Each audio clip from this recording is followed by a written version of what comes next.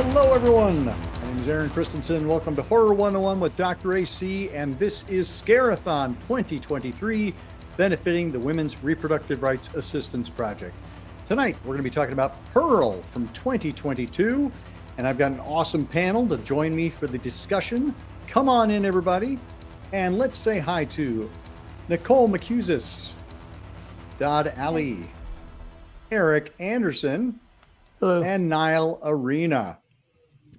And thank you all. This is Pearl 2022, which is a sequel to X from 2021. I think they're both from 2022. Were they both 2022? I remember seeing X in 2022. I couldn't remember if it premiered before that, like on the festival circuit. But anyway, yes, it is a prequel to X, both directed by Ty West. And we'll just jump around really quick. I mean, obviously, you all signed up to chat about it, so I'm guessing you're fans. But everybody, let's start with X. What were people's experiences with X? Did you guys see that in the theater? Did you see it online? Niall, let's go ahead and start with you. I saw it in the theater, actually just like in the Cineplex, which is always a fun way to see something that's a little bit off the beaten path.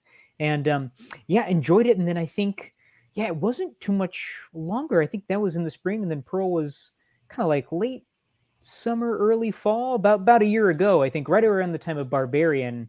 It was just kind of a lot of early fall horror. Yeah. And Dodd? Yeah, I remember kind of like what Niall was saying. I remember seeing X in the multiplex in the springtime, and not to jump too ahead on this or anything with Pearl, but I thought X was a pretty good movie. But then I waited till the end of the credits, and if I recall, they showed a trailer for Pearl. Trailer, yep. Yeah, and I began thinking to myself, well, this movie was pretty good, but I don't know if how excited am I for a prequel? And it turned out turned out to be really good. So, Nicole? I saw it in the theater as well. I saw it opening night. I'm a big Ty West fan. I actually worked on House of the Devil, so I follow all of his movies and watch them all. But I saw it opening night with two girlfriends of mine, and I loved X. I'm glad that you brought it up because I feel like it's hard to talk about Pearl without incorporating X. But same thing. I was told stay for the credits, and I was super excited when I saw that Pearl trailer. And Eric?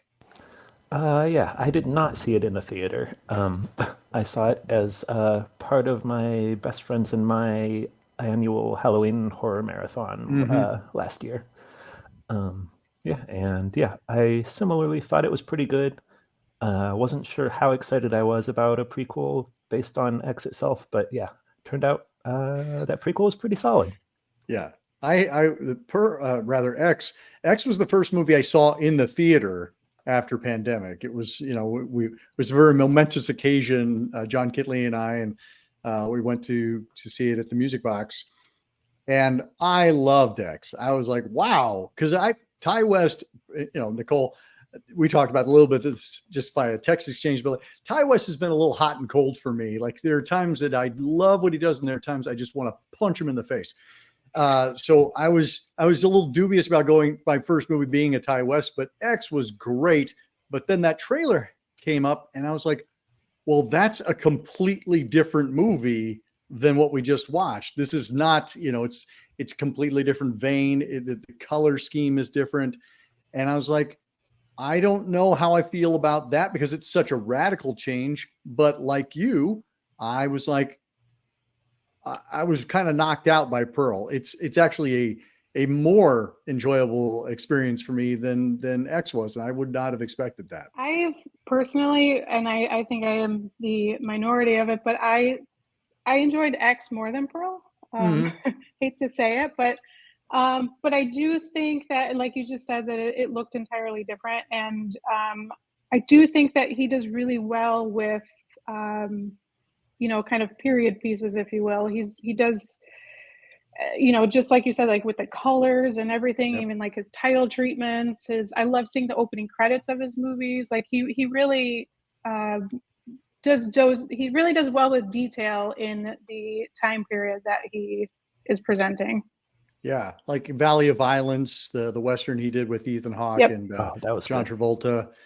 You know, so it's like, but yeah, there are movies like The Sacrament. Well, actually, that's a great point, Nicole. Like he really does do kind of time specific, and he does pay a lot of attention to what that time frame looks like. Like House of the Devil is so solidly 80s, you know. Yep, and the Sacrament's very solid 70s, Yep, late 60s. Yep. for sure. But yes, let's talk really quick. I mean, kind of the setup for Pearl is we're getting a look at our character of Pearl in X, who we see as kind of like a 75, 80-year-old woman who ends up, here, let me just throw up the spoilers for not the movie we're talking about, but for X. Turns out that, you know, Pearl's a bit of a homicidal maniac and just annihilates this little low-budget film crew that has come to shoot on their property. And so we get a glimpse into her mindset. And so when we get into this prequel, we're getting a chance to see from whence that came. Turns out she was kind of disturbed all along. I also like the fact that it's set in 1918, which was when the influenza pandemic was taking place at the same time. Now, you know, it's like, and they were apparently shooting X in New Zealand. And does anybody, I was reading up on this, the whole idea for Pearl came from Mia Goth kind of doing her character research for what this character was going to be like in X. And so from that, she and Ty West, that's why Mia Goth and Ty West are credited with the screenplay. They came up with this story for Pearl. They're saying so that came off of when they were shooting X. They came up with the idea for doing Pearl. That's right. They were writing this backstory for what the Pearl character was, like what her life had been prior to when we meet her in X. And out of that essential kind of like treatment came the idea of, hey, let's make a prequel. If we never make a prequel, at least we'll have a fun kind of character study. Yeah, I think that I had heard that, and that maybe while they were shooting X, maybe when they were in pre-production, but I think while they were in production, actually, like it got greenlit for a sequel, and I think it was only about a month off, kind of in between shooting the two to kind of, you know, redress the house and things like that. The other interesting thing I had read, and I don't know if this is apocryphal or not, but as I was kind of pouring through the special features on the DVD, I think also a lot of the Avatar crew that was either they were on a break or something like that were kind of pulled in to shoot, at least for Pearl, which I thought, like, boy, that's a funny link between two films that could not be more different in a lot of other ways, which is Avatar: The Way of the Water and Pearl. Yeah, you wouldn't think that those two would have a connective tissue, but they do. Well, I haven't seen the Avatar: Way of Water film, but there is a significant body of water in Pearl. So that's true. That's true. That's true. That's true. And some connection with animals. I guess it's not always the happiest connection, but that's a good point. Well, we meet Pearl I'm guessing she's probably a teenager, or, you know, I can't imagine she's more than 20 when we meet her. She's married. Her husband has gone off to war and in World War I. And she's kind of been left at home in Texas on the farm with her mother and her father. Does anybody, I don't know that I know what her father was afflicted with, but he's kind of seems kind of like paralyzed. I was assuming it was the influenza of 1918, or the sickness that was going around, because the mother kept saying, "Don't bring the sickness home." I think she said again. Okay. I thought I picked up on that. At least that was my takeaway, that the father had been inflicted or had caught the sickness that was going around, or what they called the germ, I think, in the film. Because as far as like a COVID parallel goes, I'm like, COVID, boy, if that was what COVID looked like, I think we all would have thrown those masks on a little bit quicker. Oh, absolutely. Yeah, I found it very eerie. I remember just seeing that, even though it was in the fall of 2022, these characters in 1918, you know, put on your mask, make sure you go put on your mask before you go see the movie in the theater. While I'm seeing a movie in the theater, I couldn't remember if I was wearing a mask or not. And Mia Goth, again, I'll throw up spoilers for X, but I did not realize that Mia Goth was playing the older character of Pearl and the younger character of Maxine in X. that was a surprise for me when the credits came up. And I was like, wow, okay, I love this movie even more now. And I was curious to see what she would do with Pearl. And it's another fantastic performance that feels very different than the two performances we saw in X. It does. And I just rewatched it again today just to kind of freshen up. And I can't stress enough how much I love her monologue towards the end. Man. She's talking to the sister-in-law. I mean, it's brilliant. And there's not, I should have paid more attention, but I don't remember if there were any cut scenes. And if there were, it was very minimal. They never cut away. Okay. Yeah. Because I kept waiting for them to cut back and get the reaction shot from Mitzi, and you just hold and hold and hold and hold. And I was like, wow, this is incredible. Yeah, you start to see her tears well up, and you can just see like her emotions, coming out through that whole scene is amazing. Yeah, I timed it. I think it comes in right, starting when she kind of starts the monologue, right under 10 minutes. So nearly 10-minute monologue without a cut, which is quite something. Yeah. It's pretty long. Did anyone time the smile at the end? Oh my God. Yeah, that was a little shorter, actually, surprisingly. It was like around 3 minutes. Because I felt like, gosh, that one is the one that felt longer. I remember when I first saw it in the theater, just that it holds and holds and holds. But that one's a little shorter, but still no shade on how she holds that, and the tears just flowing. It's a heck of a performance. Yeah. That well, and every time she kind of like the anger flares up.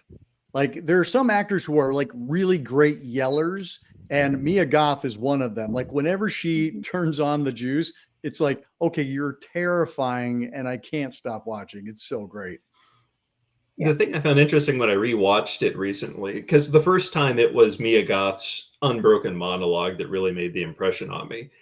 The second time I saw it, I had to give credit to the performance of Emma Jenkins Perot as Mitzi in that scene, because yes, Mia Goth dominates the scene, but then when she's done, you have Mitzi having to give this reaction of how the hell am I going to get out of here without her coming after me? Like, play it cool. And I give props to her performance in that scene as well. 100%. I think all the performances are really great. The woman who plays her mother is fantastic. Yeah. And I don't know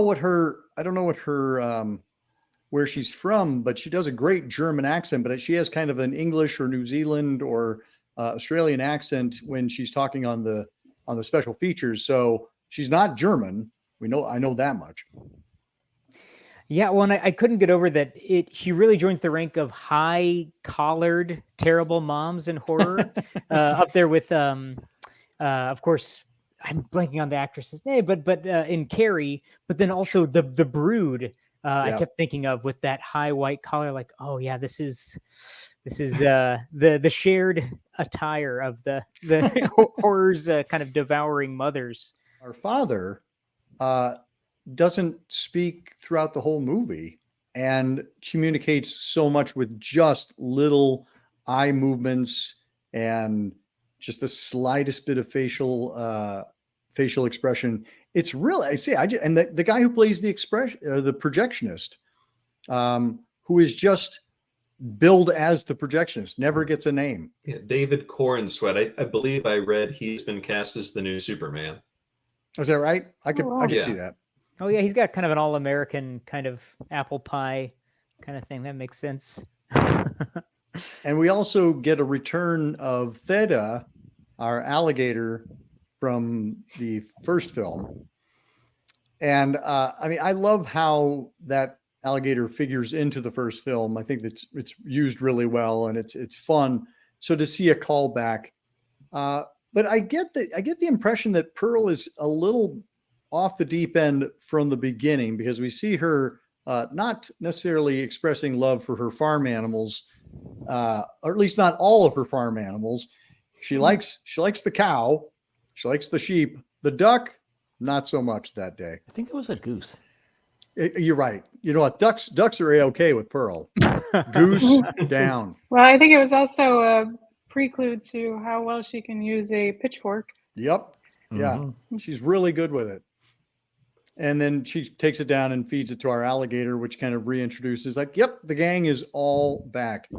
But do we have any theories as to why Pearl is the way she is? I mean, it seems like if she's expressing those homicidal tendencies right off the bat, it's not that being pent up on the farm has, taken a toll on her. It feels like she's already kind of there at the beginning. Yeah, I thought about that a lot when I was watching the film, and I was just noticing a lot of possible contributing factors to how Pearl is the way that she is, particularly the poor relationship she had with her mother. There was definitely a lot of repression, a strict household in which she couldn't be happy.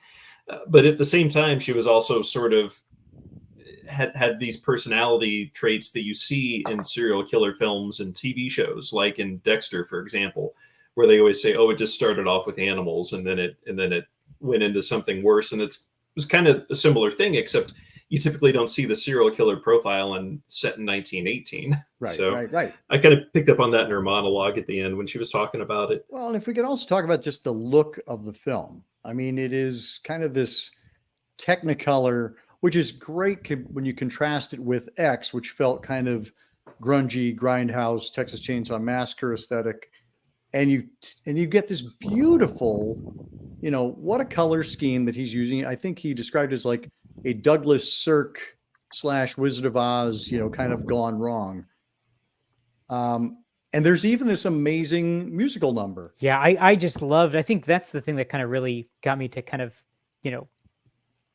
take note of it, and then kind of, okay, what are other people saying about it? And then seeing, kind of that even Martin Scorsese is like, I saw it. I think Martin Scorsese probably sees just about everything, but kind of speaking up about it, because I think I probably saw what is maybe close to his heart. Not that these are the only Technicolor filmmakers, but in some of those, especially the dance sequence when she's auditioning toward the end for the group, that kind of Powell and Pressburger, who made Life and Death of Colonel Blimp and the Red Shoes, that kind of really rich color scheme, but also kind of knowing when to pull it back and knowing when it's going to be the reddest red and when it's going to be the kind of most candy color blues, but then also that kind of thing that Powell and Pressburger I think do quite well, and maybe some of those Vincenti Minnelli musicals have it too, but that there's kind of a much darker psychology even in those kind of classic golden age films, in the content that kind of is in contrast, I think deliberately even with them, with the story. And Red Shoes, I mean, is certainly one of those. It's a pretty gnarly story of obsession and tragedy, so it was really neat to see all of that kind of going on. And I think the first thing that kind of tipped me off was the Dance with the Scarecrow, since it is pretty close to that classic Wizard of Oz Scarecrow, at least as far as the outfit and the makeup on the dummy's face. While we're talking, I didn't think about this until just now, but in the beginning of the movie, when her mom walks into the room and she has her mom's dress on, there's just like a tint of red to it. It's not even anything outrageous, but by the end of the movie, she is in bright red, like full. So I think you're on with, that color and showing that red. And I think that just kind of expressed her emotions and stuff through color and what she was wearing. And we haven't seen anything, again, I'm becoming, in this conversation, I'm becoming more of a Ty West fan, because I think it was the Sacrament that kind of irked me. And Trigger Man is also a tough one to watch. Trigger Man's very much a kind of first person, and it's a bit of a test, I think, for the viewer. Sacrament, I think, is great in terms of kind of the world building, but it takes a found footage premise, but it makes a few questionable choices in terms of how that footage actually gets shot.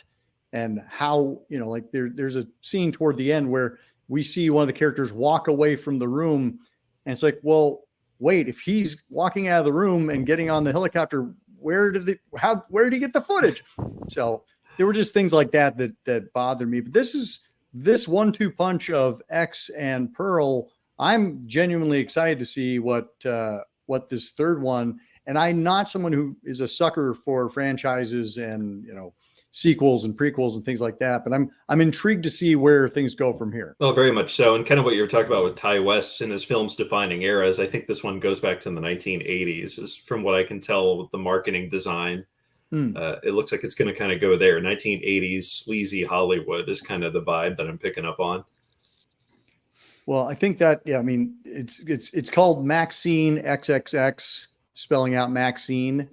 And yeah, I think it follows her as she continues her pursuit to be a star with that special X factor. And yeah, that's an interesting thing too, right? And I'm not sure, you know, there's, you know, probably wiser heads who have thought this out, but that kind of is a current through both of the first two in this, I guess, supposed trilogy, which is that, like, yeah, this desire for fame that seems pretty, you know, kind of corrosive and deforming, but maybe the only people who seek it out kind of at that kind of corrosive level are already warped, or they're already haunted. You know, I think that there's you know, something in there, you know, even one of the dance audition judges or assessors says something, you know, we're looking for that X factor, and so that's kind of a wink, right, to X and to things to come. But I thought it was interesting. I'm not sure if, you know, that's Ty West and Mia Goth trying to say something about fame, or about, you know, kind of that, you know, thirst for kind of whatever it is, opportunism that kind of comes,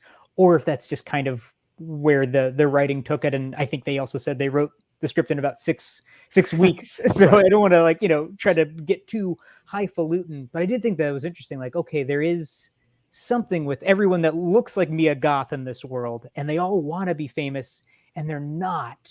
And what does that do if they're already a little bent, or they're already, feeding things to gators? And I don't know. Well, what I found interesting is that, you know, these two characters, Pearl and Maxine, who are looking for fame, but they're looking for it at the lowest level. Like, you know, like Maxine is looking to achieve fame through like this X-rated film, and Pearl is looking to achieve fame through this, you know, kind of like traveling troupe of, you know, like a cabaret show. And you're kind of like, you know, and I think this is the thing, when you don't succeed at that level, at that lowest level, and you still can't get in the door, that can be very frustrating. When you're like, really? Like, I can't even get in this tier of stardom. Like, you won't open the door for me in this regard. I feel like that's something I think a lot of performers of any ilk, actors and musicians and things like that, who are like, I'd love to sell out, you know, but nobody's buying. And just the amount of putrefaction and rot, you know, there's the hog at the beginning, and the fact that you keep coming back to that. I don't know, there's something in there. I think that, like, there's something about the decay. The more important it becomes to leave the farm, the more important it becomes to get out of there. And the more that everyone seems, from the projectionist to her mother, to her, you know, returning from war husband, to her, you know, family, the more that feels like there's these traps, the more everything is dropping off the bone back at the farmhouse. And the interesting callback that I was thinking about too, I noticed the second time I saw it, is when the projectionist shows her a porno film. Mm-hmm. And this is when you can't find them. In fact, I think he says they're not even legal in the United States. And then it just all comes around full circle to them shooting a porno on Pearl's property in X.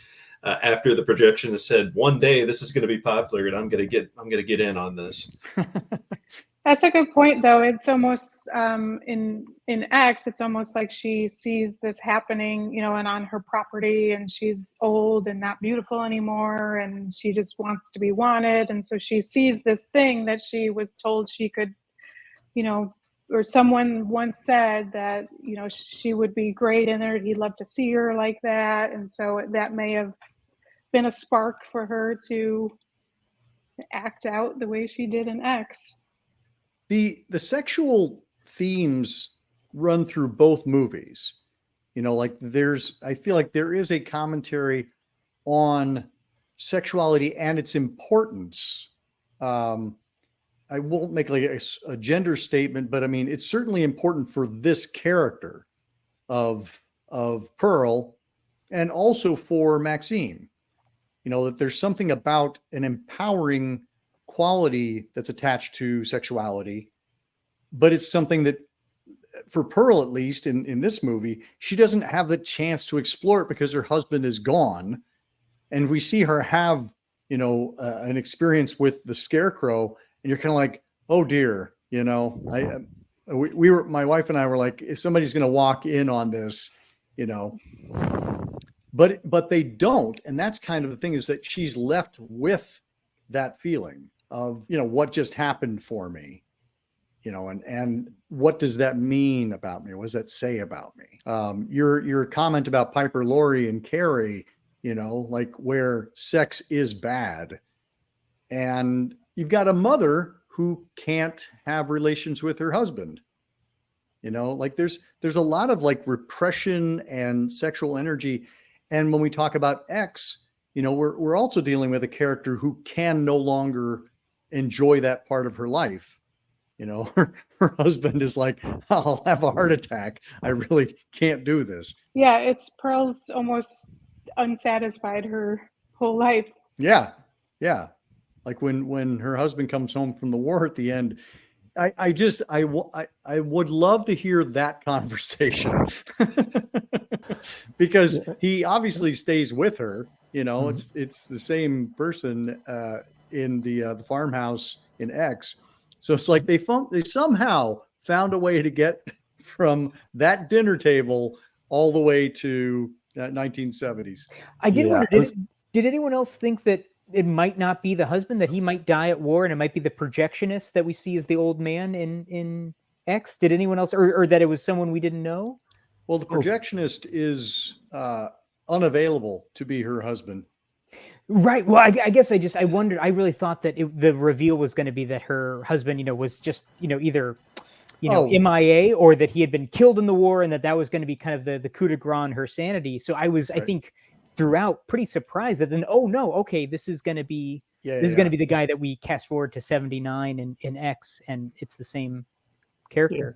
Yeah. Well, they're both named Howard, so unless she found another Howard somewhere, which is entirely possible, I suppose. But yeah, that's my biggest question: is why did he stay when that's what he came home to? Although, who would leave Pearl? Not me. That seems like a bad idea. Fair point. There's a lot that they had to get through together, and I was terribly concerned. I was terribly concerned about Howard when you think about that period of time. Yeah, because he walks in the door, gee golly, I'm back from the war, and then you see how he turned out in X. But another thought crossed my mind was, how did they cover up this mess? You have the dead parents at the table. The mom is burnt to a crisp. Yep. The projectionist car sticking out of the water in the pond. So I'm assuming that there's a whole story to be explored there, in which not only did he stay with her, but he helped her cover up these murders. Yeah, you would. Well, I think that's inherently the case. I mean, that is the kind of thing that would draw you together, and you will never ever come apart from that. I mean, once you've helped bury the bodies together, really, it's all gravy from there. Cool. Well, any final thoughts on Pearl, X, and/or Ty West? I would just say, for anyone interested, I think that Pearl would still be an enjoyable film, even if you've never seen X. I would agree that you can watch them independently, that they're not reliant on one another, but they do inform each other. And I think that it's a good shared experience. I was chatting with my mom when I was watching Pearl for the second time, and she went on and watched it, and I said, it's a prequel to a movie X, and she's like, oh, I didn't even know that. So Eric makes a good point. It stands alone by itself as a great film, but you're right. I mean, it's I would encourage anyone to see X if they haven't seen it after seeing Pearl.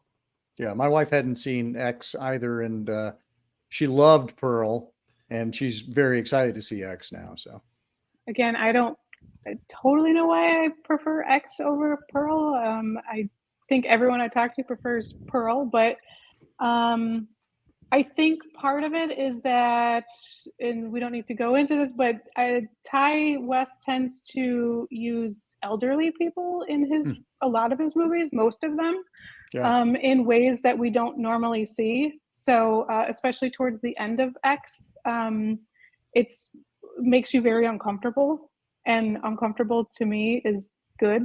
So yeah. No, that's a great observation, because House of the Devil, he puts Tom Noonan to good use. Who's I'm sorry, I'm blanking on which actress is in. I am blanking Mary on too, Warrenoff. Mary Warrenoff. Yep. And, you. And also, we didn't talk about it, but the Innkeepers also, there's the whole bathtub scene, and it's very uncomfortable as well. But yep. Good job, Ty. And Nile. I think the only thing that parting words would be, and I haven't tested this, so, I apologize if this is a terrible idea, viewers at home, but I'm really excited to pair Pearl with Maniac, the Joe Spinell Maniac. I know there's probably, 4 or 5 Maniacs out there, but the Joe Spinell 1980s Maniac, because I think that there's between the fame, the kind of appetite for fame, and the curiosity of, kind of like holding it together and almost having a way out, and then just you can't quite get out. I think that those would go nicely, but I have not tested it, so I say with some caution. I mean, I love Maniac, but also whenever I watch Maniac, I'm like, okay, I'm done like watching movies forever. I'm just going to go lie down for a while. So Pearl might be the perfect antidote to kind of like perk things back up again. Yeah, I'd say probably watch. Maybe you have a watch tentacle going there, Niall. I know it's my cat. She is just such a big Pearl fan that she could not resist. But yeah, maybe watch Maniac first, and then Pearl as a palate cleanser, or watch Maniac second, and then give up on movies and then just go home. Pickleball. Awesome. Well, thanks everybody. We'll be having everybody on this panel back again to chat about more things in October. Until next time. Whoop. Wait, did you want to say something? I was just wondering if we were going to end with the smile. I feel like it would be wrong to do I want to do that? All right. I think so. Here we go. 3, 2, 1, go. Until next time, keep searching, keep exploring, and keep sharing the scare.